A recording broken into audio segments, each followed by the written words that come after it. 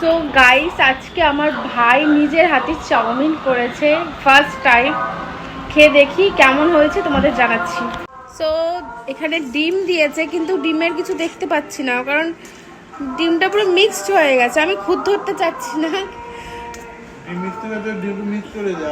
ও মানে মানে ওর সাথে কথায় পারা যাবে না, বাট দেখি খেয়ে কেমন হয়েছে।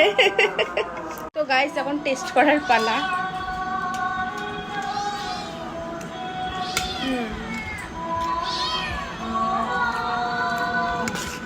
Not bad.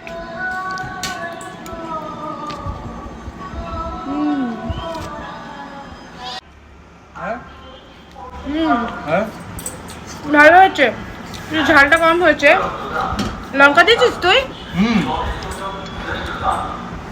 ভালো হয়েছে, খুব সুন্দর হয়েছে।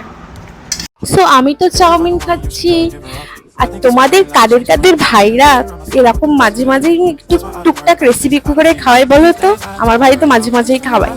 তো এখানে আমি চাউমিনটা খেয়ে লাঞ্চের প্রিপারেশনটা শুরু করে দিলাম। বেগুনি করেছিলাম, ডিম ভাজা করেছিলাম, তার সাথে খিচুড়ি। আর খিচুড়ি ক্লিপটা তুলতেই আমি ভুলে গেছিলাম। তো ও এখানে একটু বৃষ্টি ভিজছিল ছোটবেলার মতন, আমাকে বলছিল, বাট আমি ভিজিনি সত্যি হবে বলে। তো আমার কাকা এখানে আইসক্রিম এনেছিল, এখানে ছোটবেলায় খেতাম, দারুণ লাগতো, আর এখনো দারুণই লাগে।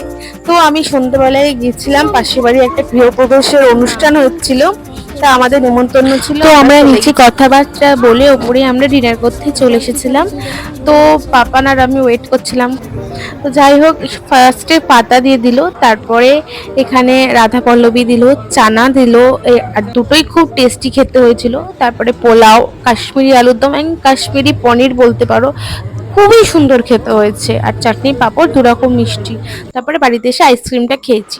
তো আমি আর বেশি দূর ব্লগটা করলাম না। তোমাদের কেমন ব্লগ লাগবে অবশ্যই জানিও, আর ভালো লাগলে ভিডিওটা লাইক করে দিও।